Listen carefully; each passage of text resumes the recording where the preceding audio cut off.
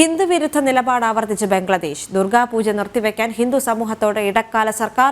നിസ്കാര സമയങ്ങളിൽ പൂജ പാടില്ലെന്നും നിർദ്ദേശം. വിവരങ്ങളുമായി ജിഷ്ണു കൃഷ്ണൻ ചേരുകയാണ്. ജിഷ്ണു, ബംഗ്ലാദേശിൽ ഹിന്ദു സമൂഹത്തോടുള്ള ക്രൂരത ഒരു അറുതിയില്ലാതെ തന്നെ മുന്നോട്ട് പോകുന്നു എന്നാണ് ഈ ഒരു അവസരത്തിൽ പറയേണ്ടത്. ഇപ്പോൾ അവിടെ നിന്ന് ലഭിക്കുന്ന ഏറ്റവും പുതിയ വിവരങ്ങൾ എന്തൊക്കെയാണ്?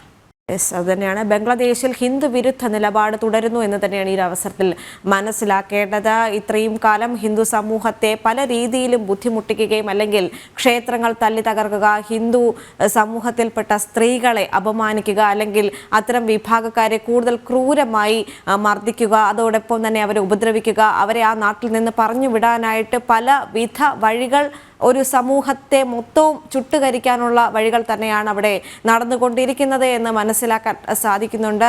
ഇതിനെതിരെ ഇന്ത്യ ശക്തമായി തന്നെ മുന്നോട്ട് പോകുന്നുണ്ട്. പലവിധ നിലപാടും ഇന്ത്യയുടെ ഭാഗത്തു നിന്ന്, അല്ലെങ്കിൽ ശക്തമായ നിലപാട് തന്നെയാണ് ഭാരതത്തിൻ്റെ ഭാഗത്തു നിന്നും ഉണ്ടായിരിക്കുന്നത്. അവിടുത്തെ ഹിന്ദു സമൂഹത്തെ ഏത് വിധേനയും സംരക്ഷിക്കും, അല്ലെങ്കിൽ ഏത് വിഭാഗമായാലും ഇത്രത്തോളം ക്രൂരമായി അവരെ ഉപദ്രവിക്കാൻ കഴിയില്ല എന്നൊരു നിലപാട് തന്നെയാണ് ഭാരതത്തിന്റെ ഭാഗത്തു നിന്ന് ഉണ്ടായിരിക്കുന്നത്. ഇപ്പോൾ ദുർഗാപൂജ നിർത്തിവെക്കാൻ ഹിന്ദു സമൂഹത്തോട് ഇടക്കാല സർക്കാർ പറഞ്ഞിരിക്കുകയാണ്. നിസ്കാര സമയങ്ങളിൽ പൂജ പാടില്ലെന്ന ഒരു വിചിത്ര നിർദ്ദേശം കൂടി അവിടെ വന്നിരിക്കുന്നു എന്ന് മനസ്സിലാക്കാൻ സാധിക്കുന്നുണ്ട്. ജിഷ്ണു, കേൾക്കാമെങ്കിൽ ഇപ്പോൾ നിലവിലത്തെ ബംഗ്ലാദേശിലെ അവസ്ഥ എന്താണ്? മറ്റു വിശദാംശങ്ങൾ കൂടി.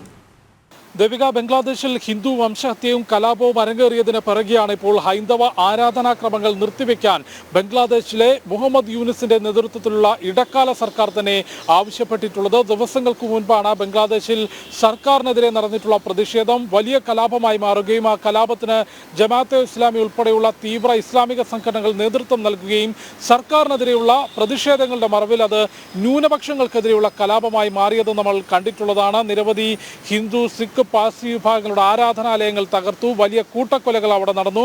അതിനെ ചെറുത്തു നിന്നുകൊണ്ട്, അല്ലെങ്കിൽ അതിനെ പ്രതിരോധിച്ചുകൊണ്ട് അവിടെ നിലനിൽക്കാനുള്ള ശ്രമം ഹൈന്ദവ സമൂഹത്തിന്റെ ഭാഗത്തു നിന്നുണ്ടാകുന്നതിനിടയിലാണ് ഇത്തരത്തിൽ ആരാധനാക്രമങ്ങൾ നിർത്തിവെക്കണമെന്ന നിർദ്ദേശം ഇടക്കാല സർക്കാരിന്റെ ഭാഗത്തു നിന്നുണ്ടായിട്ടുള്ളത്. പ്രത്യേകിച്ച് ഈ സമയത്തെ ദുർഗാപൂജകൾ, ഹൈന്ദവ ആരാധനാക്രമത്തിൽ ഏറ്റവും പ്രധാനപ്പെട്ട ദുർഗാപൂജ നിർത്തിവെക്കണമെന്ന നിർദ്ദേശമാണ് സർക്കാർ നൽകിയിട്ടുള്ളതും. അതും പ്രത്യേകിച്ച് നിസ്കാരത്തിന്റെ സമയങ്ങളിൽ പൂജയുമായി ബന്ധപ്പെട്ട ശബ്ദങ്ങളോ അതുമായി ബന്ധപ്പെട്ട പ്രവർത്തനങ്ങളോ ഉണ്ടാകരുതെന്ന നിർദ്ദേശമാണ്, വിചിത്രമായൊരു നിർദ്ദേശമാണ് ഇടക്കാല സർക്കാരിന്റെ ഭാഗത്തു നിന്ന് നൽകിയിട്ടുള്ളത്. അതിനെ കാരണമായി ചൂണ്ടിക്കാട്ടിയിട്ടുള്ളത് ക്രമസമാധാന പ്രശ്നം ഉണ്ടാകും എന്നുള്ള കാരണം ചൂണ്ടിക്കാട്ടിയാണ് ഇത്തരമൊരു തീരുമാനം ഇപ്പോൾ അറിയിച്ചിട്ടുള്ളത്. എന്നാൽ അതിനെ വലിയ രീതിയിൽ ബംഗ്ലാദേശിൽ നിലവിലുള്ള ബാക്കിയുള്ള ഹൈന്ദവ സമൂഹം എതിർത്ത് നിൽക്കുന്നുണ്ട് എന്നുള്ളതാണ് മനസ്സിലാക്കുന്നത്.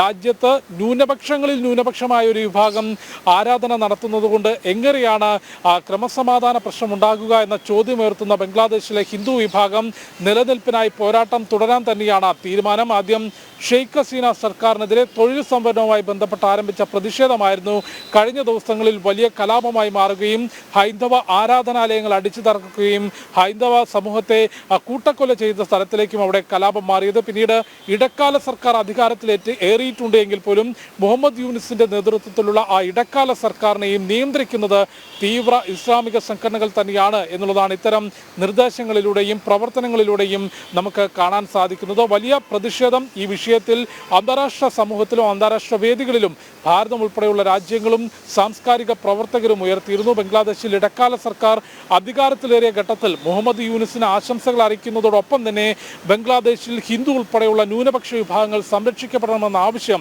പ്രധാനമന്ത്രി നരേന്ദ്രമോദി മുൻപോട്ട് വെച്ചിരുന്നു. കൂടാതെ ഈ വിഷയത്തിൽ ഐക്യരാഷ്ട്രസഭയുടെ മനുഷ്യാവകാശ സംരക്ഷണ സമിതി ഇടപെടണം എന്നാവശ്യപ്പെട്ടുകൊണ്ട് പ്രജ്ഞാപ്രവാഹിന്റെ നേതൃത്വത്തിൽ സാംസ്കാരിക നേതാക്കൾ, സാംസ്കാരിക പ്രവർത്തകർ ഐക്യരാഷ്ട്രസഭയ്ക്ക് കത്ത് നൽകിയിരുന്നു. അതിനെല്ലാം പിറകെയാണ് ഇപ്പോൾ ബംഗ്ലാദേശിൽ ശേഷിക്കുന്ന ഹിന്ദു സമൂഹത്തിന്റെ ആരാധനാക്രമത്തിൽ ഇടക്കാല സർക്കാരിന്റെ ഇടപെടൽ ഉണ്ടായിട്ടുള്ളത്. നിസ്കാര സമയങ്ങളിൽ പൂജയോ ശബ്ദങ്ങളോ അതുമായി ബന്ധപ്പെട്ട ഒന്നും പാടില്ല എന്നും ദുർഗാപൂജ നിർത്തിവെക്കണം എന്നുള്ളതുമാണ് ഇപ്പോൾ ബംഗ്ലാദേശിലെ ഇടക്കാല സർക്കാർ ആവശ്യപ്പെട്ടിട്ടുള്ളത്. നേരത്തെ ബംഗ്ലാദേശ് വിമോചന സമരത്തിന് ശേഷം, ബംഗ്ലാദേശ് രൂപീകരണ സമയത്ത് 22% ഉണ്ടായിരുന്ന ഹിന്ദു ജനസംഖ്യ ഇന്ന് 7% എത്തി നിൽക്കുമ്പോൾ ഹിന്ദു ഉൾപ്പെടെയുള്ള ന്യൂനപക്ഷ വിഭാഗങ്ങൾ എത്രത്തോളം പീഡനം ബംഗ്ലാദേശിൽ ഏൽക്കുന്നുണ്ട് എന്നതിന് ഏറ്റവും വലിയ ഉദാഹരണമാണിത്. അതിൽ ശേഷിക്കുന്ന ഹൈന്ദവ സമൂഹത്തോടാണ് അവരുടെ ആരാധന നിർത്തിവെക്കണമെന്നും ദുർഗാപൂജ നിർത്തിവെക്കണമെന്നുമുള്ള ആവശ്യം ഇടക്കാല സർക്കാർ ഉന്നയിച്ചിട്ടുള്ളത്.